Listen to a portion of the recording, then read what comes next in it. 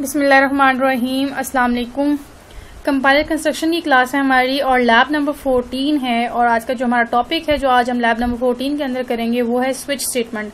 Last जो lab थी हमारी लैब 13 के अंदर हमने इफ एल्स को डिस्कस किया था कि इफ एल्स स्टेटमेंट क्या होती है। और आज का जो हमारा टॉपिक है स्विच स्टेटमेंट है। हम स्विच स्टेटमेंट की डेफिनेशन भी देखेंगे, डायग्राम भी देखेंगे, वर्किंग भी देखेंगे और हम ये भी देखेंगे आज के हमारे पास स्विच स्टेटमेंट और इफ एल्स स्टेटमेंट में क्या डिफरेंस है। ठीक है, स्विच स्टेटमेंट कहाँ पे यूज की जाती है और फिर इफ एल्स जो स्टेटमेंट है उसमें क्या डिफरेंस है और उसका यूजेज कहाँ पे होता है। ठीक है, जो स्विच स्टेटमेंट है, स्विच स्टेटमेंट की पहले डेफिनेशन देख लेते हैं कि हमारे पास स्विच स्टेटमेंट की डेफिनेशन हमारे पास क्या है।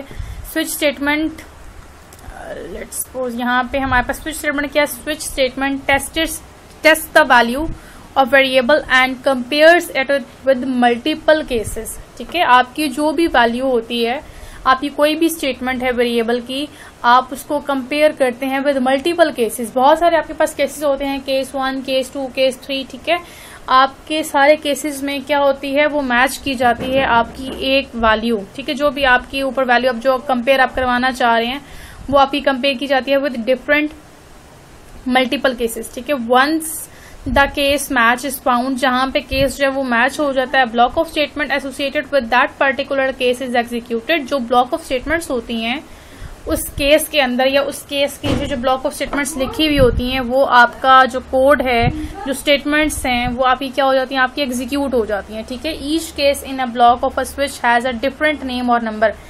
जो केस का आपके जो एवरी केस जो है उसका नंबर क्या होता है, डिफरेंट होता है। और उसकी जो स्टेटमेंट्स होती हैं, जो नंबर ऑफ स्टेटमेंट्स होती हैं वो भी उसकी क्या होती हैं, डिफरेंट होती हैं। ठीक है, केस का नेम भी क्या होता है, डिफरेंट होता है आपका। Which is referred to as an identifier, मतलब उसको आइडेंटिफायर भी बोला जाता है। आइडेंटिफायर क्यों बोला जाता है, क्योंकि वो नंबर उसके क्या होते हैं, डिफरेंट होते हैं।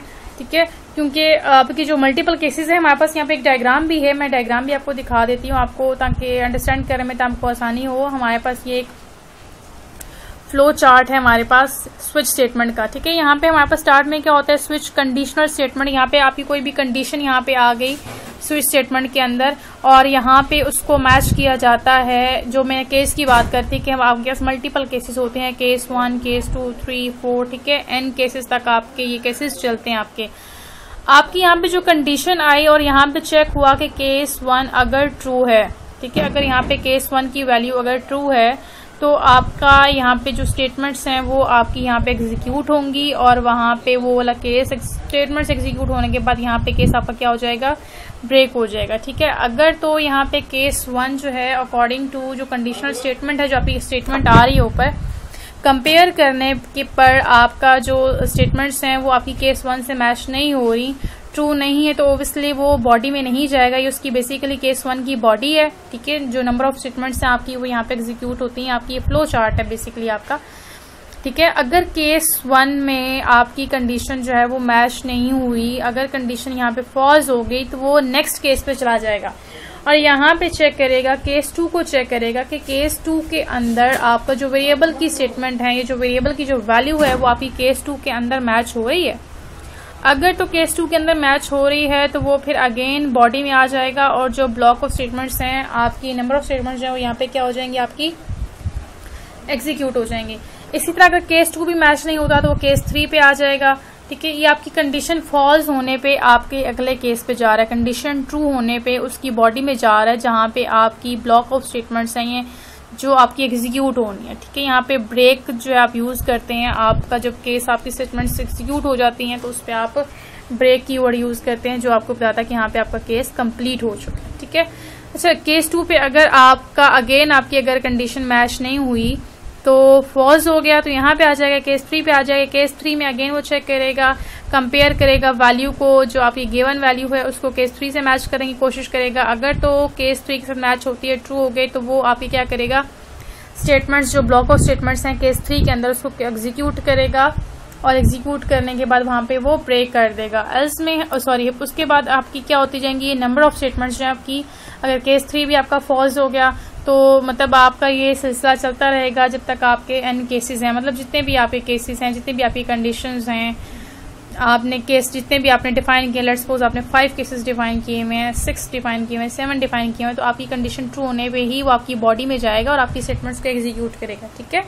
अदरवाइज वो फॉल्स होके वो नेक्स्ट केस में मूव करता जाएगा। एंड पे अगर कोई भी केस मैच नहीं हुआ तो हमारे पास एक डिफॉल्ट हमारे पास होता है जिसके अंदर नंबर ऑफ स्टेटमेंट होती है कि अगर कोई भी केस मैच नहीं हुआ आपकी गिवन कंडीशन से, जैसे हमारे पास ये ऊपर मैंने यहाँ पे कंडीशन थी, ये हमारे पास अगर ये आपकी कंडीशन जो है वो किसी भी केस के साथ आपकी मैच नहीं हुई तो एंड पे एक डिफॉल्ट स्टेटमेंट होती है, वो डिफॉल्ट स्टेटमेंट फिर एग्जीक्यूट हो जाती है, कुछ भी उसके अंदर लिखा हो। हम एक एग्जांपल भी करके देखेंगे इसकी, नेक्स्ट पार्ट के अंदर हम इसका कोड भी चेक करेंगे कि स्विच स्टेटमेंट का क्या कोड होता है। अभी फिलहाल मैं जस्ट आपको एक इंट्रो दे रही हूँ कि आप स्विच स्टेटमेंट बेसिकली होती क्या और वर्क कैसे करती है, ठीक है। अगर कोई भी केस मैच नहीं होता तो जो डिफॉल्ट में आपकी स्टेटमेंट होती हैं वो आपकी स्टेटमेंट मैच हो जाती है, फिर वो वाली स्टेटमेंट आपकी क्या होती है, एग्जीक्यूट हो जाती है, ठीक है। अच्छा, ये आपका फ्लो चार्ट था और अब हम डिफरेंस देखेंगे कि हमारे पास डिफरेंस क्या है between if, else and switch statement. Expression inside if statement decides whether to execute the statements inside if block और अंडर एल्स ब्लॉक, ठीक है। एक्सप्रेशन क्या है inside if statement, if statement के अंदर डिसाइड किया जाता है कि whether to execute the statement, कि आपने इफ की स्टेटमेंट्स को मतलब कंडीशन आपके पास ऐसी होती है, ये इफ स्टेटमेंट की बात हो रही है, इफ एल्स की, कि यहाँ पे कंडीशन चेक होगी और यहाँ पे बताया जाएगा कि आप जो है वो कौन सा कोड जो है वो आपने एग्जीक्यूट करना है, ठीक है, या कंपाइलर कौन सा कोड एग्जीक्यूट होगा, ठीक है, वो इफ ब्लॉक का होगा या फिर एल्स ब्लॉक का होगा। मतलब कंडीशन के ऊपर डिपेंड कर रहा होता है कि इफ स्टेटमेंट की अगर कंडीशन ट्रू हुई तो क्या करेगा, वो इफ की बॉडी को एग्जीक्यूट कर देगा, अदरवाइज वो एल्स के अंदर कुछ भी जो भी लिखा होगा वो क्या कर देगा, यहाँ पे वो एग्जीक्यूट कर देगा, ठीक है। जबकि दूसरी तरफ क्या होता है, expression inside switch statement decide which case to be execute, ठीक है। वहां पे तो ये बताया जाता है ना कि अगर आपकी इफ की कंडीशन अगर आपकी ट्रू होती है तो आपकी बॉडी जो है वो एग्जीक्यूट होगी, अदरवाइज आपका एल्स ब्लॉक का जो कोड है वो आपका एग्जीक्यूट होगा। लेकिन स्विच के अंदर क्या होता है, स्विच के जो एक्सप्रेशन होता है वो इनसाइड स्विच स्टेटमेंट, स्विच के अंदर जो एक्सप्रेशन लिखा जाता है वो ये डिसाइड करता है कि कौन सा केस जो है वो एग्जीक्यूट होना है, ठीक है, कौन से केस के ऊपर आपकी कंडीशन जो है वो मैच हो रही है। मल्टीपल क्योंकि यहाँ पे वैल्यूज होती हैं तो यहाँ पे वो चेक करता है कि कौन सी आपकी कंडीशन ट्रू है वो मैच करता है, ठीक है। फिर वो कह रहे हैं you can have multiple if statements for multiple choice of statements, और आपके पास मल्टीपल इफ स्टेटमेंट्स भी हो सकती हैं मल्टीपल चॉइसेस के लिए, ठीक है। आप इफ स्टेटमेंट्स को भी आप मल्टी टाइम यूज कर सकते हो, ठीक है। तो ये हमारे पास था स्विच स्टेटमेंट, और स्विच स्टेटमेंट का हम एक प्रोग्राम देखेंगे छोटा सा, जिससे आपको डेफिनेशन पता होनी चाहिए कि स्विच के अंदर बेसिकली क्या होता है। वेरिएबल को क्या करते हैं, कंपेयर करते हैं वेरिएबल की जो वैल्यू होती है, ठीक है, उसको कंपेयर किया जाता है आपके मल्टीपल केसेस के साथ। जितने भी आपके केसेस आपके पास डिफाइन हुए होते हैं उन केसेस के साथ मैच किया जाता है और चेक किया जाता है कि कहाँ पे आपका जो वेरिएबल की जो वैल्यू है वो मैच हो रही है। फिर उससे रिलेटेड, उससे जो रेलिवेंट आपका कोड होता है, एसोसिएटेड आपका जो पार्ट होती हैं स्टेटमेंट, ब्लॉक ऑफ स्टेटमेंट्स जो आपकी होती हैं उस केस के साथ, वो आपकी क्या हो जाती है, एग्जीक्यूट हो जाती है, ठीक है। इसको मजीद फर्दर एलैबोरेट करने के लिए नेक्स्ट पार्ट के अंदर हम स्विच स्टेटमेंट का एक कोड देखते हैं ताकि आपको आसानी से समझ आ जाए कि स्विच स्टेटमेंट जो वो कैसे इम्प्लीमेंट की जाती है, ठीक है। Thank you so much, Allah Hafiz.